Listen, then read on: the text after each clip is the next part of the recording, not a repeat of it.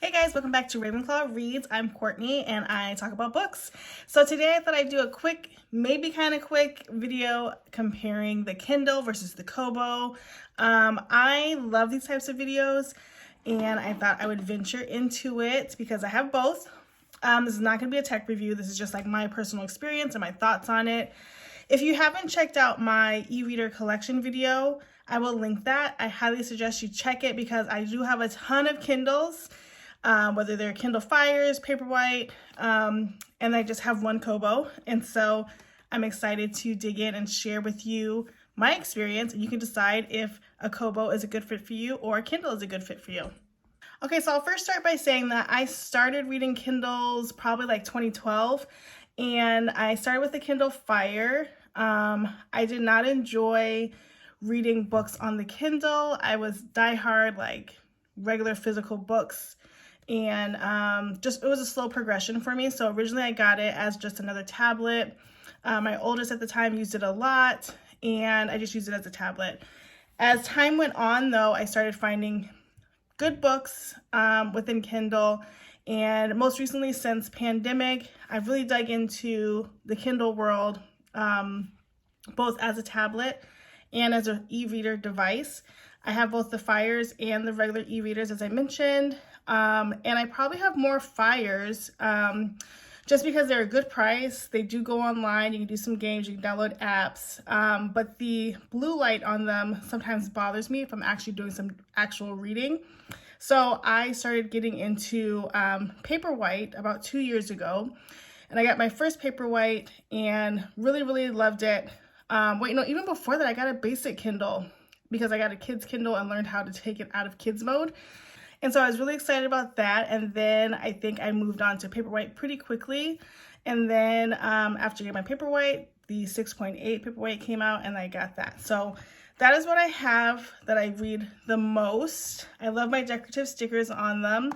And I did have a pop socket directly on the Kindle, but I took it off in favor of a clear case with the pop socket. I do like the pop socket because it helps me hold it. I have smaller hands, but I also like to feel it without a pop socket. I will say though that I put the pop socket on and it created a huge mess of sticky on the back of here. I didn't glue on it or scrape it because this back can get kind of marked up pretty quickly. So I just put a sticker over what I could smooth out. And then I went for the clear case with a clear pop socket on it. I'm a pink girl, but I got a clear pop socket, I want to say for Christmas, and this is a perfect way to display it. So that's how I have my Kindle, and this is what I read most of the time. Every once in a while, I will go to a Kindle Fire because I want to see like the cover of the book or just some color, and so then I will switch out, especially when this is on the charger.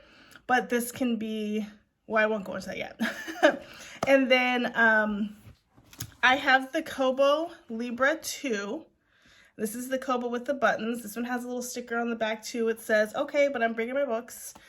And I go to a place called My Secret Copy.com. I'll link it down below. And she has great magnets and stickers.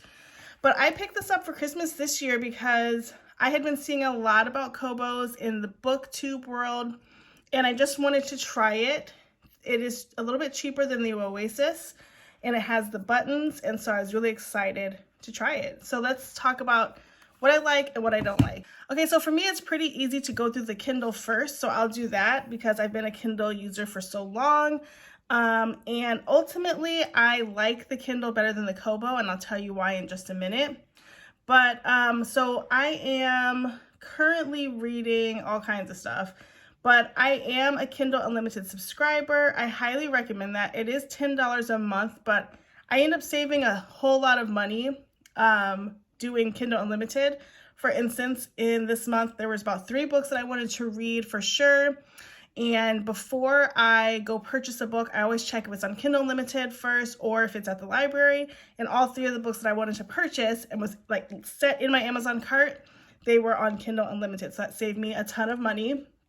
But so this screen size is 6.8 inches. I love the size of this because as you can see, I can hold both sides of it, and I don't have huge hands, but I can hold both sides of it. and it's a really nice screen display to read text. This is that e-ink, and so you're going to get just the black and white sort of look. And so you have just two basic settings on the bottom, the home page and the library. In the home, you're going to get options. So you're going to get the list from your library. You're going to get your Kindle Unlimited recommendations if you have Kindle Unlimited. And then you're going to have books like what you're reading.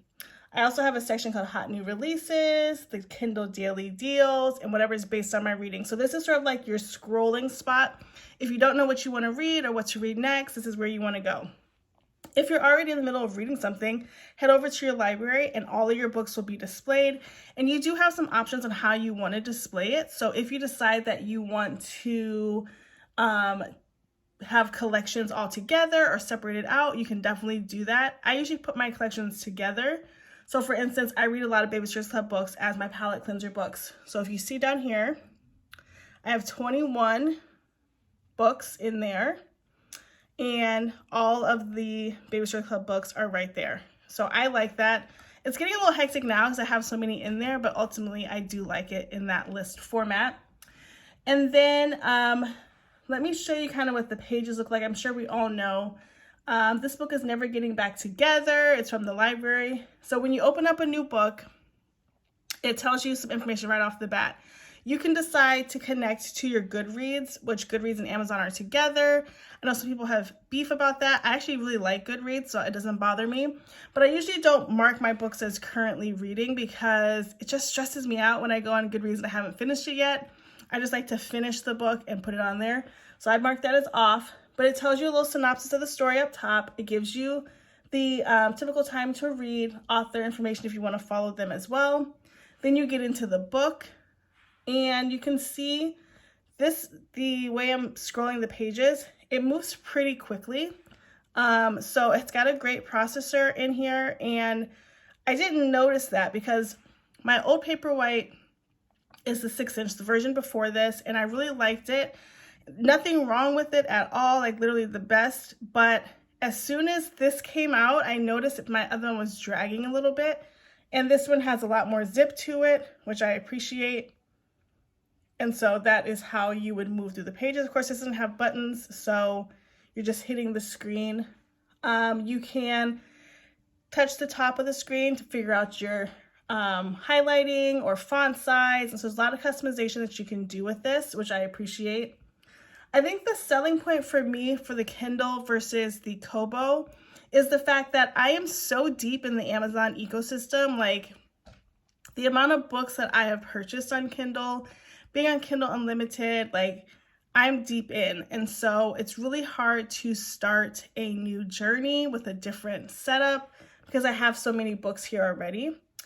On the top here, you have that shopping cart that you can go right to the Kindle store. It hooks up to your Amazon account, whatever card you have on file, and you can pick out books. I love browsing this just for the Kindle Unlimited books to see like what's out, what I haven't read, and what I'm interested in. So this is my experience with the Kindle.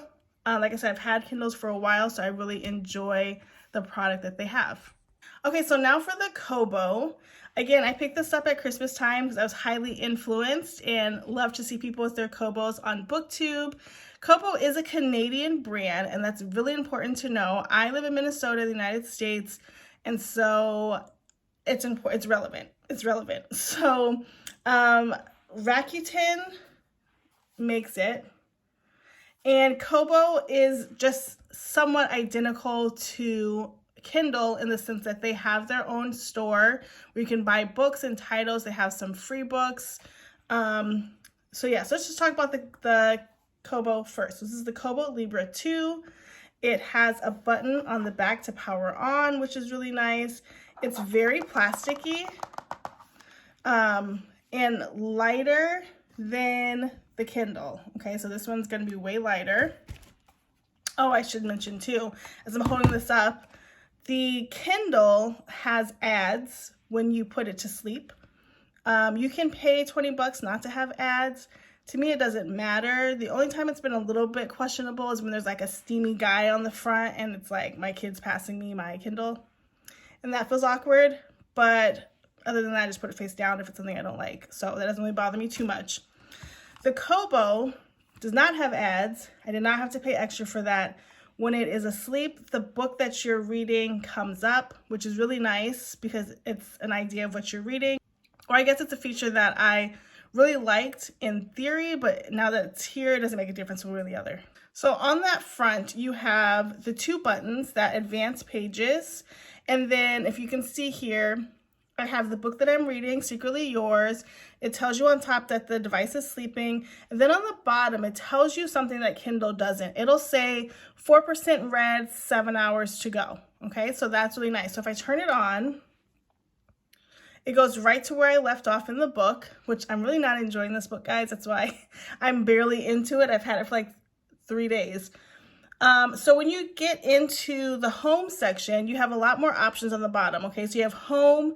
Here it's going to show you the books that you've read and how far along you are in them. It's going to list the books that you currently have, recommended books, and then if I scroll down, oh, there's nothing to scroll on this page, but it tells you to borrow ebooks from your public library or view your public library holds. Then on the My Books section, you're going to see a list of the books that you currently have downloaded to your device.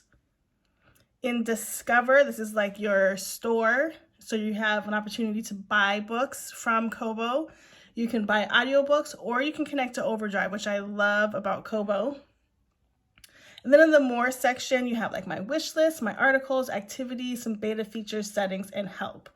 So let's start here. So what I used this for and what I wanted to buy it for was really NetGalley books. And so I've just started getting into NetGalley. I'm doing a horrible job at reading these books and proofing them. But when you download a NetGalley book, it comes to you sort of, well, very unfinished, right? So there's no cover. It maybe not be cute.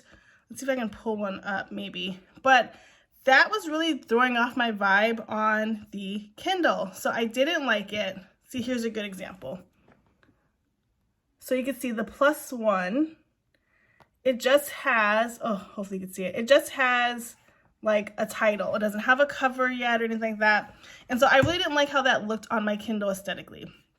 And so I said I would use the Kobo for NetGalley books and library books. And at the time, I didn't realize that it had Overdrive in it, which is really helpful. I use Libby to get books on my Kindle, and I use Overdrive on my Kobo. They both connect to the same library, just different access points, right? And it is the way Libby is set up. When I borrow a book from the library, it's automatically going to go to my Kindle. I have tried to take that setting off, and I can't really do much with it. And so I use Overdrive now on the Kobo. There is an app that, it's a program, I think it's like Adobe Digital something, I'll link that below too, or mention it below. But that allows you to connect your Kobo to your computer, and you can download EPUB files straight to your computer. So when I have a NetGalley book, I go in, I download that file, then I upload it to this digital editions, and then that gets downloaded into my Kobo. So it's sort of like a little trickle train process to get a book from NetGalley or Libby to your Kobo. It's a little bit too much for me to do on a routine basis, which is why I'm using Overdrive for my library needs. Very long-winded explanation, but that's the difference. When I go to Discover, I have, like I said, I have the option to buy books. The Kobo store, in my opinion, is not as amazing as the Amazon storefront, and I think that has a lot to do with the fact that I'm just so used to Amazon. Kobo is Canadian, a Canadian brand, and they don't have, they don't seem to have the same books that I'm looking for that I might see on Kindle. They do have a Kobo Plus subscription, which is like Kindle Unlimited. However, they don't have it available for United States. So the books that I'm going to get from Kobo, I would have to purchase. And my dilemma with that is, if I'm going to purchase a book, just get it on my Amazon Kindle. So that's where I'm stuck. So I bought Secretly Yours on the Kobo because I had, I bought the paperback book. It was damaged, and I said this would be a great time to buy the Kobo version because I can use the Kobo and I haven't been using it that much. But again, I don't love the book, and so that's a struggle. But so I would say in comparison, the ebook selection is not as plentiful on the Kobo, in my opinion, to the Kindle. And again, that could be just because of my region. That could be my reading style. It's not a knock on the Kobo. Let me open up one of the books. You can see the buttons have a good click. I saw somebody said online that the buttons are faulty and they dip in. I haven't had any issues like that. Again, I've only had it since December, but I have had no issues. If I go to one of my books, you can see you page down to go to the next page, and it's pretty zippy, which I really, really like. And on the top, it has a different way of calculating where you are in the pages. So in chapter 1, it'll tell me that I have 13 clicks to get to the next page. It'll also tell me I'm on page 18 of 335. So this number will change depending on your font size. So right now the font's pretty small. If I increase the font size, it will add pages to this. So if I made it bigger, it might say I have 500 some pages. And then your number of clicks or how many page turns you get will change as well if you increase the font size. But I do like that way of tracking what page you're on and how far you need to go. As someone who likes to hit a finish line, it's great to see, oh, I just need to hit 13 more times and I'm done with this chapter. So I really appreciate that. So overall, Kindle and Kobo are great devices. They are similar in the sense that they are e-readers. They both are very zippy. Paperweight compared to Libra seem pretty comparable minus the buttons. I would say if you are in the United States, probably a Kindle is the best way to go because we are so stuck in that Amazon portal, right? And we have like all of these Amazon products and it's really set up. Kobo is great for like library picks or as a secondary device, like how I'm using it for NetGalley. But because their storefront is not super compatible with ours in the United States, it's hard to get some of those benefits that other countries might have. So comment down below if you have a Kindle or you have either the e-reader or Fire tablet, or if you have a Kobo and what you like about each of them, or if you have both. Until the next one, we'll see you later. Bye guys.